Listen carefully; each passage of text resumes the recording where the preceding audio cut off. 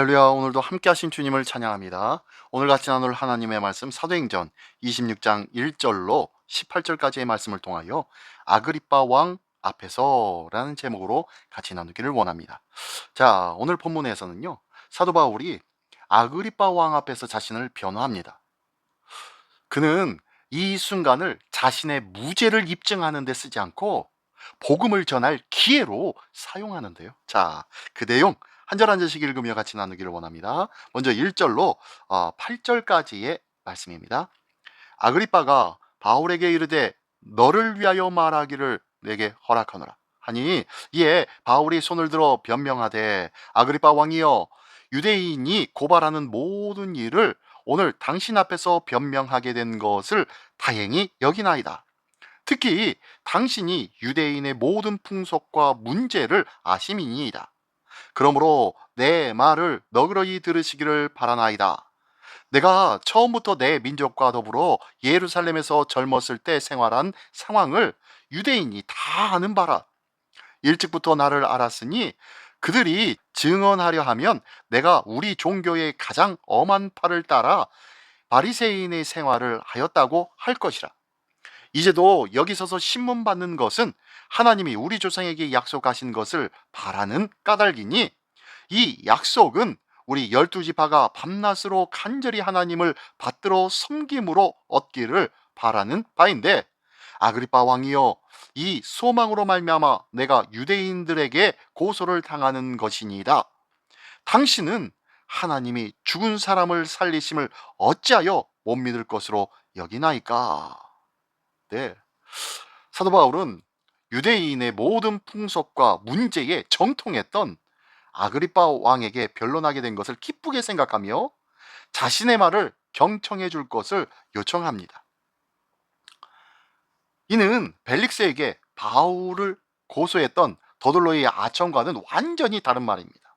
더들로는 없는 말을 만들어 아첨으로 사람을 조종하려 하는 마음에서 말을 했지만, 사도 바울은 사실에 입각게 칭찬했고 그것을 바탕으로 정중히 부탁하고 있는 것입니다. 우리의 말 속에서도 거짓이란 것은 없어야 할 줄 믿습니다. 거짓을 곁들여 자기 유익을 구하지 말아야 한다는 것이에요. 선하고 정직한 말로 사람을 세워주고 담대한 복음의 증거로 세상을 구원하는 입술이 우리의 입술이 되기를 원합니다. 그 선한 입술, 복음으로 말미암은 입술, 주 예수의 복음을 증거하는 입술이 되기를 예수님의 이름으로 축원합니다. 어쨌든 사도 바울은 부활을 하나님이 우리 조상에게 약속하신 것이다. 그리고 우리 12지파가 밤낮으로 간절히 바라는 바가 바로 부활이 아니냐라고 설명하고 있습니다. 그러면서 이 부활은 갑자기 등장한 새로운 세상이 아니라 하나님이 오래전부터 이스라엘에게 주신 언약이었고, 이렇듯 하나님의 백성이 오래 기다려온 간절한 소망이었다라고 말하고 있는 거예요. 우리는 부활 신앙으로 살아야 할 줄 믿습니다. 이 세상에 매몰된 삶에서 벗어나 이제는 우리 주님의 부활을 기다리는 참 믿음의 순례의 길을 가는 것, 이것이 바로 부활의 신앙을 누리는 자의 모습인 줄 믿습니다. 오늘도 세상과 함께하는 자가 아니라, 그 세상에 머물면서 어찌할 바 몰라 주저앉아 있는 자가 아니라, 그곳을 벗어나 능히 예수 그리스도의 부활을 믿음으로 지켜내며 증거하며 자랑으로 삼으며 그 부활을 꿈꾸며 사는 복된 참 부활의 하나님의 백성 되시기를 예수님의 이름으로 축원합니다. 예, 계속해서 읽어볼까요? 9절부터 마지막 18절까지의 말씀입니다.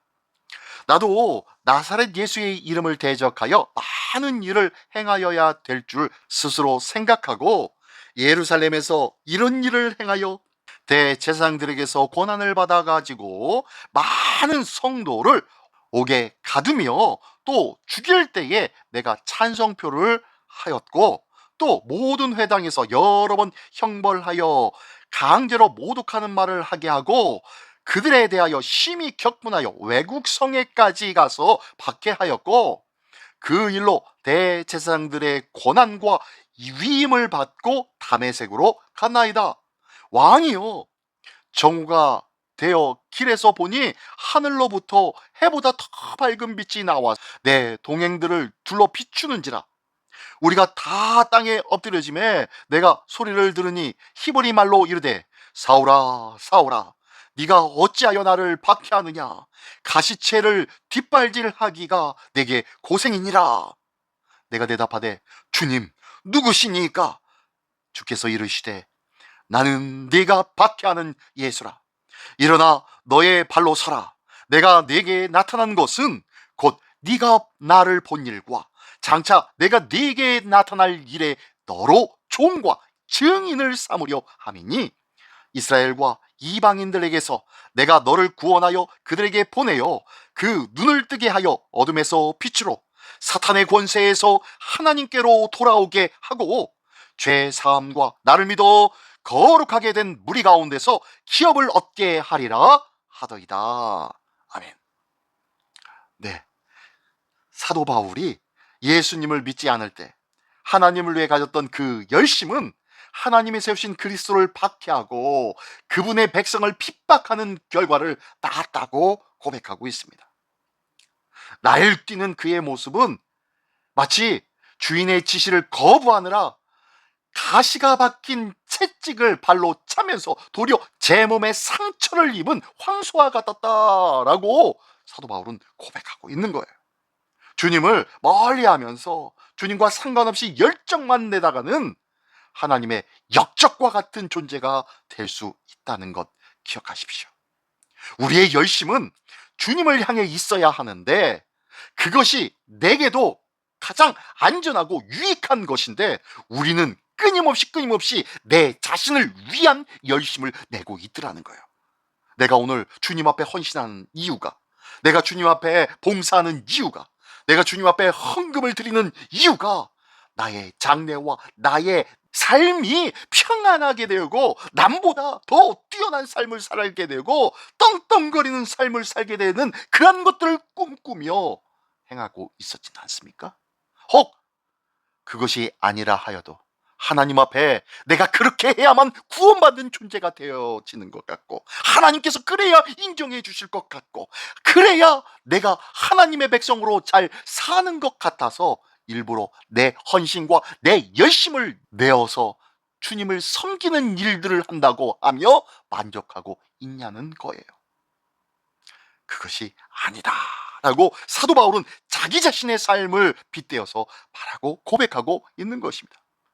계속해서 이야기하면요, 원수를 사랑하며 너희를 박해하는 자를 위하여 기도하라 라고 마태복음 5장에서 우리 주님이 말씀을 하셨는데 이 말씀을 다시 한번 기억해 보기를 원합니다. 내가 이웃을 사랑하고 있었습니까? 나의 가까운 지인을 정말로 사랑하고 있었습니까? 그런데 우리 주님은 뭐라고 그래요? 너를 핍박하고 저주하는 그 원수를 사랑하고 그들을 위해 기도하라고 말씀하고 있었다는 것입니다. 하나님께서 우리에게 베푸신 그 사랑과 그 은혜에 우리는 그 사랑과 은혜에 다시 한번 힘을 얻고 기뻐하며 감사해야 할 줄 믿습니다. 그 은혜로 핍박자 바울을 용서하시고 죄인들의 눈을 뜨게 하여 어둠에서 빛으로 사단의 권세에서 하나님께로 돌이키게 하시는 주님의 은혜를 나는 받았다고 사도 바울은 고백하고 있는 거예요. 그러면서 사도 바울은요, 우리 주님께서 나를 그라함으로 종으로 삼아 주셨다라고 고백하고 있는 것입니다. 주님의 은혜가 품지 못할 죄인, 변화시키지 못할 악인은 없다는 것을 꼭 기억하십시오. 고집 센 황소처럼 자기 길을 가던 내게 주님은 어떤 은혜를 베풀어 주셨는지 다시 한번 돌아보기를 원합니다.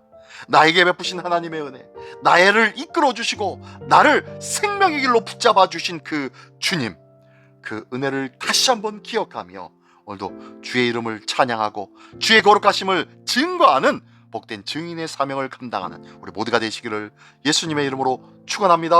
기도하겠습니다. 전능하신 주님 감사합니다. 이 땅의 삶에 매이지 않게 하여 주시옵소서. 이제는 주님의 나라와 영광을 위하여 사는 그러한 삶을 사는 복된 하나님의 백성 되게 하여 주시옵소서. 오늘도 주의 복음을 증거하는 것이 우리 삶의 자랑이 되게 하여 주신 우리 주 예수 그리스도의 이름으로 기도드리옵나이다. 아멘.